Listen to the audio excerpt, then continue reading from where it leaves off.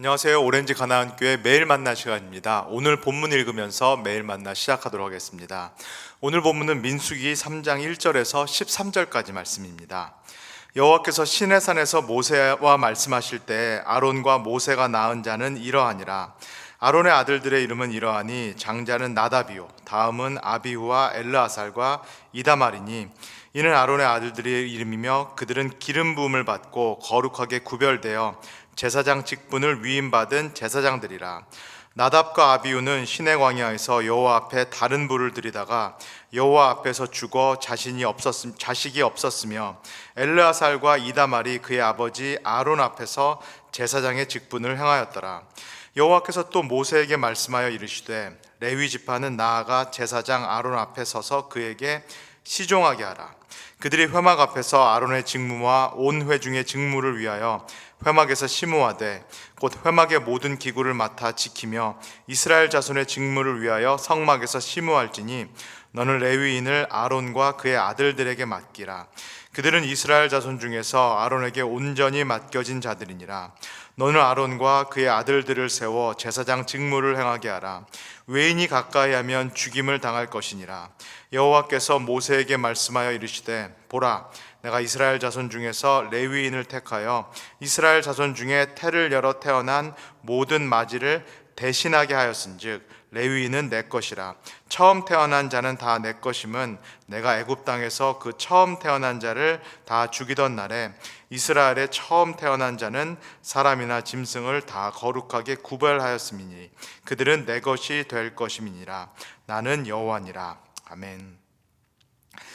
민수기를 저희가 계속 함께 읽고 있는데요, 민수기에서 발견되는 흥미로운 점들 그리고 패턴들을 아마 우리 성도님들께서 같이 읽으시면서 저처럼 이렇게 보고 계시리라 싶습니다.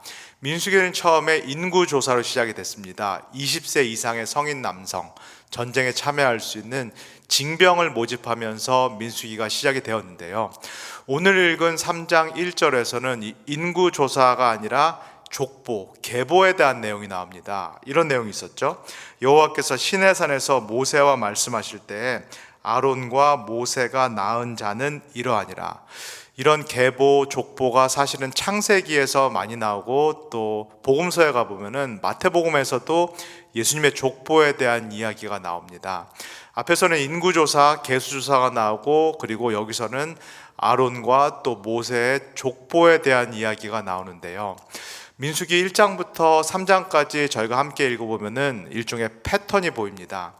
민수기는 처음에는 일반적인 인구조사, 계수조사로 시작이 됩니다. 20세 이상의 성인 남성 모두가 포함되는 일반적인 넓은 계수, 인구조사로 시작이 됐고요, 그 다음에 좁혀가서 레위 지파에 대한 이 이스라엘 12지파 안에 레위 지파에 대한 좀 특수한 그런 인구조사, 레위 지파에 대한 설명이 나옵니다. 여기서 더 좁혀지는데요, 3장 1절에서 모세와 아론, 뒤에 보시게 되면 특별히 아론의 가문에 대한 훨씬 좁혀진 어떤 그런 가문에 대한 설명, 또 족보에 대한 설명이 나오고 있습니다. 일반적인 거, 넓은 거부터 시작해서 점점 좁아지면서 이 넓은 이스라엘 백성들 안에서도 특수한 역할을 맡은, 특수한 임무를 맡은 그런 사람들이 있다. 여기에 집중하기 위해서, 지금 초점을 맞추기 위해서 민수기가 패턴을 좁혀 나가고 있는 그런 상황입니다.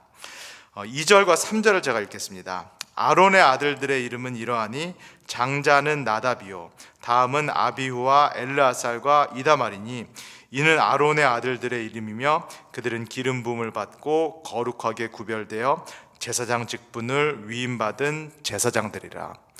이렇게 패턴을 쭉 펴가면서 일반적인 것부터 특수한 것, 넓은 것에서부터 좁은 것까지 패턴을 이렇게 좁혀 나가면서 정말로 이스라엘 안에서 특별한 직분을 맡고 있는 그 제사장 가문에 대해서 소개를 하고 있습니다. 아론 대제사장 그리고 아론의 네 아들들에 대한 소개를 지금 민수기가 하고 있습니다. 앞에서 저희가 본 대로 시작할 때는 아론의 가문뿐만 아니라 모세의 가문에 대한 족보다, 계보다 이렇게 출발을 했는데 사실 내용을 보면은 모세의 자손들에 대한 내용은 하나도 없습니다. 전부 다 아론의 가문들에 대한 내용만 등장하는데요. 이것은 왜 그럴까 생각해 볼 필요가 있겠습니다. 모세는 사실상 제사장이라기보다는 예언자에 가깝죠. 물론 모세가 제사장 역할을 한 적도 있지만 성격상 모세는 예언자다라고 봐야 되는 거고요. 아론은 모세와는 다른 제사장이다 라고 저희가 볼 수 있겠습니다. 제가 어제 매일 만나에서 설명을 드린 것처럼 사실 이 모세 오경이라는 거, 민수기가 포함된 토라라는 것은 기원전 6세기 또는 5세기경에 최종 편집이 됐습니다. 그때부터 우리가 알고 있는 유대교도 만들어진다라고 보시면 되겠고요. 그때부터 만들어지는 유대교는 성전 중심, 제사장 중심이고 또 한편에서는 회당 중심, 율법 중심, 바리새인 중심 이렇게 전개된다라고 보시면 좋겠습니다. 이 민수기도 마찬가지로 강조되고 있는 그 지점은 이제는 예언자 모세와 같은 예언자 계열보다는 아론과 같은 성전에서 하나님께 제사를 드리고 그리고 제사장이 하나님의 말씀을 가리키는 이 성전과 제사장 중심으로 유대교가 재편되고 있다. 이 포로기를 마치고 돌아온 유대교가 또 그렇게 재편되고 있다. 그래서 이 부분이 민수기에서 상당히 강조되고 있고 또 부각되고 있다. 이렇게 보시면 되겠습니다. 4절이 상당히 특이한데요. 나답과 아비후는 시내 광야에서 여호와 앞에 다른 불을 들이다가 여호와 앞에 죽어 자식이 없었으며 엘리야살과 이다말이 그의 아버지 아론 앞에서 제사장의 직분을 행하였더라. 사실은 이 나답과 아비후, 아론의 두 아들, 이 이야기는 레위기 10장에서 이미 소개가 되었습니다.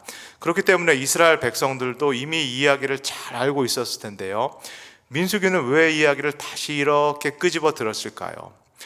레위 지파 중에서도 제사장 지파가 매우 특별하다, 이 제사장 지파가 리더십을 행사한다라는 것을 분명히 강조하는데요. 그럼과 동시에 이 제사장으로 선택된 사람들도 사실은 완전하지 않다.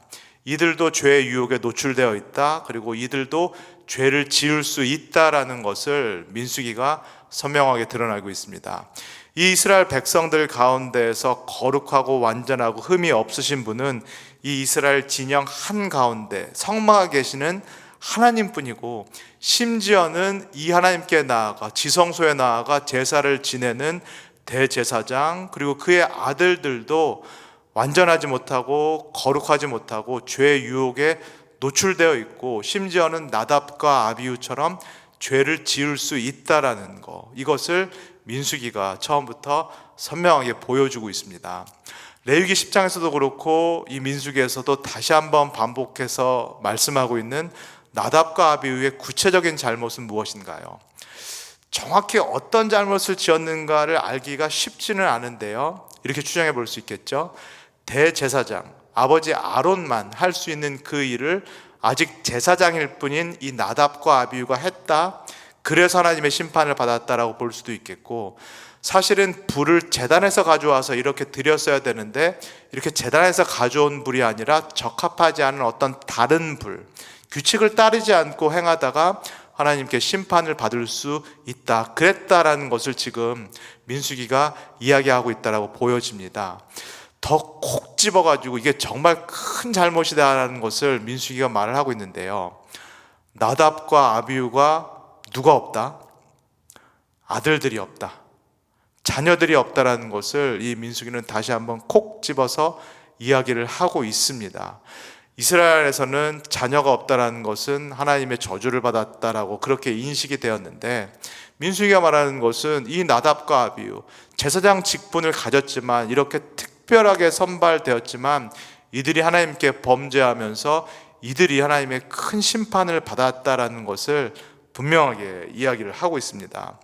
선택 그리고 그들이 누렸던 특권에 따른 엄청난 책임이 있고, 그리고 그 책임을 잘 감당하지 못했을 때는 이런 결과를 맞이할 수밖에 없다라는 것을 민수기가 밝히 보여주고 있습니다. 5절에서 8절까지를 읽겠습니다. 여호와께서 또 모세에게 말씀하여 이르시되 레위 지파는 나아가 제사장 아론 앞에 서서 그에게 시종하게 하라. 그들이 회막 앞에서 아론의 직무와 온 회중의 직무를 위하여 회막에서 심우하며 곧 회막의 모든 기구를 맡아 지키며 이스라엘 자손의 직무를 위하여 성막에서 심우할지니라.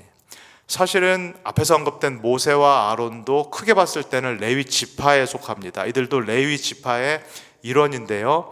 그럼에도 불구하고 모세도 그렇고 아론의 자녀들은 같은 레위 지파에서도 특별한 역할, 특별한 리더십을 맡고 있다라고 이야기합니다. 그리고 다른 레위인들은 이 대제사장 그리고 제사장들을 돕는 역할, 이 아래에서 돕는 역할을 하고 있다라고 이야기를 합니다.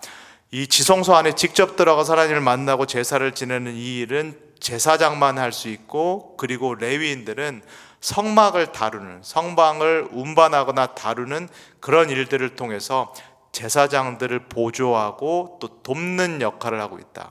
레위인 안에서도 이 직분이라든가 리더십 역할에 차이가 있다라는 것을 이 5절과 8절에서는 이야기를 하고 있고요. 같은 레위인이라도 제사장이 아닐 경우에는 성물, 특별히 지성소 안에 있는 성물을 직접 만지거나, 나중에 보겠지만 심지어는 보는 것도 허용이 안 된다. 보는 것만으로도 하나님께 처벌을 받을 수 있다라고 민수기가 이야기를 하고 있습니다. 그렇다면은 같은 레위 지파 안에 있다라고 하더라도 아론 또 그의 아들들, 그 가문들, 이 제사장 직분자들과 그 다음에 다른 레위인들 사이에서 어떤 큰 넘어설 수 없는 존재론적인 차이가 있는가? 지위가 다르고 직분이 다르지만은 이들 사이에 엄청난 존재론적인 차이가 있는가? 그 질문을 하게 되는데요.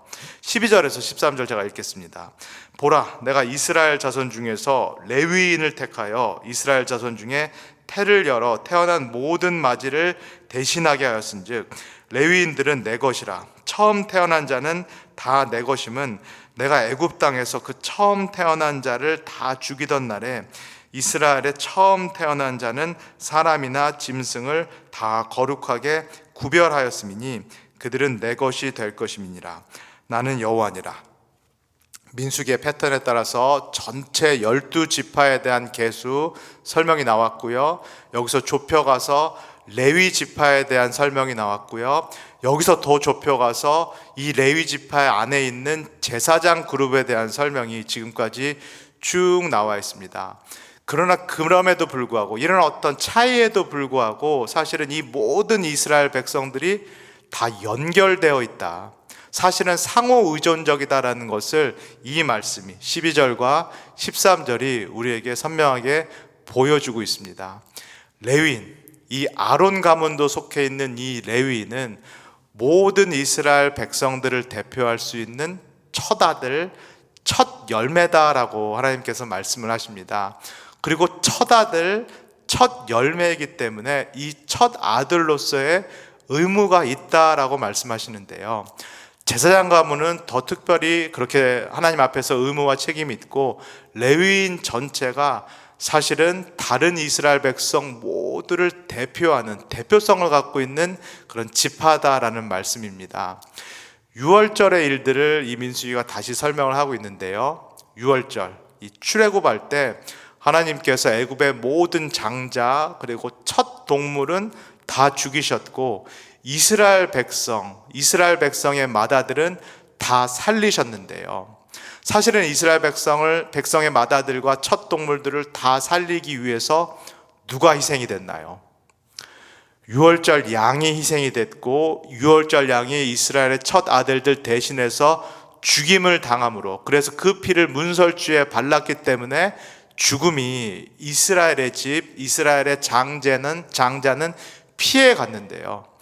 지금 말씀은 레위인이 사실은 그런 성격으로 선택된 그런 지파다라는 말씀입니다.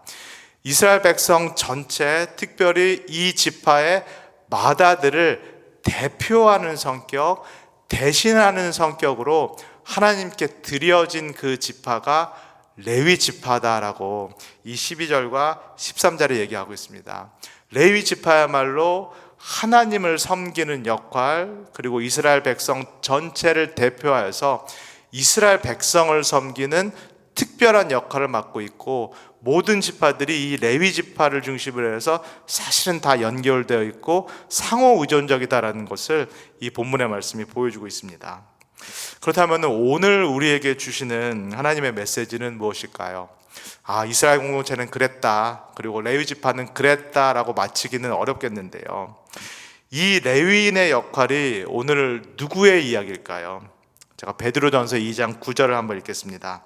그러나 너희는 택하신 족속이요 왕 같은 제사장들이요 거룩한 나라요 그의 소유가 된 백성이니 이는 너희를 어두운 데서 불러내서 그의 기이한 빛에 들어가게 하신 이의 아름다운 덕을 선포하게 하려 하심이라. 이 민수기 시대에는 이스라엘 백성 전체 중에서도 레위 지파가 중요했고 레위 지파 안에서도 제사장의 특별한 역할이 구분되어 있었는데, 신약 시대에서 예수 그리스도께서 오신 이후에 특별히 오늘 베드로 전서에서 본 것처럼 이 제사장의 역할이 누구에게 주어진다? 우리 모두에게 주어진다라고 할 수 있겠습니다. 우리가 구약 시대의 제사장의 역할을 다 사실은 부여받았다라고 말할 수 있겠습니다. 말씀드린 대로 민수기에서 제사장 또 레위 지파는 어떤 역할을 하는 건가요? 대표하는 역할인데요, 이스라엘 백성 전체를 하나님 앞에서 대표하는 역할을 제사장 가문 레위 지파가 했고, 동시에 하나님과 하나님의 뜻을 이스라엘 백성에게 전하는 하나님을 대표하는 역할을 이 레위 지파 제사장들이 했다라는 것을 기억해 볼 필요가 있겠습니다. 이 직분이 신약 시대에 예수 그리스도를 믿는 우리 모두에게 주어졌다라는 사실을 반드시 기억해야 되겠습니다. 우리가 바로 하나님 앞에서 제사장이요, 교회 공동체 안에서 우리가 모두가 제사장이요, 특별히 세상 사람들을 대표하는 그런 제사장 직분을 우리가 갖고 있다는 것을 꼭 기억해 보시면 좋겠습니다. 저도 그렇고 우리 성도님들 한 분 한 분이 다 대표 선수다라는 그 정체성을 가지고 사시면 좋겠습니다.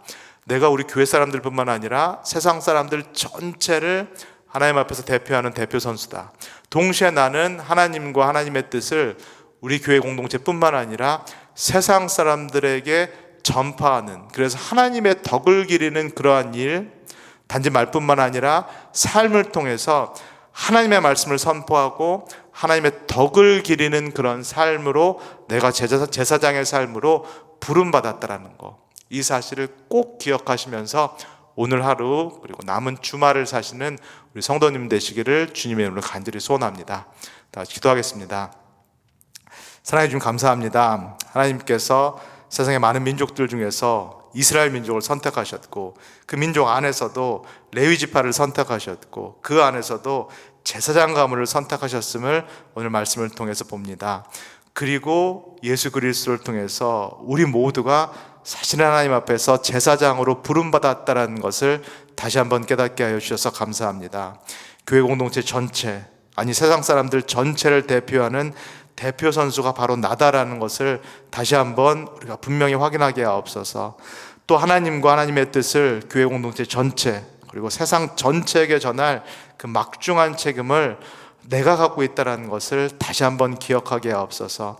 이 의무에 걸맞는, 이 특권에 걸맞는 그런 말과 행동을 하게 하옵시고, 무엇보다도 내 삶을 통하여서 오늘 하루도 이 하나님의 메시지 그리고 하나님의 덕을 기리는 그런 삶 살 수 있도록 우리 모두를 축복하여 주시옵소서. 감사드리며 예수님의 이름으로 기도합니다. 아멘.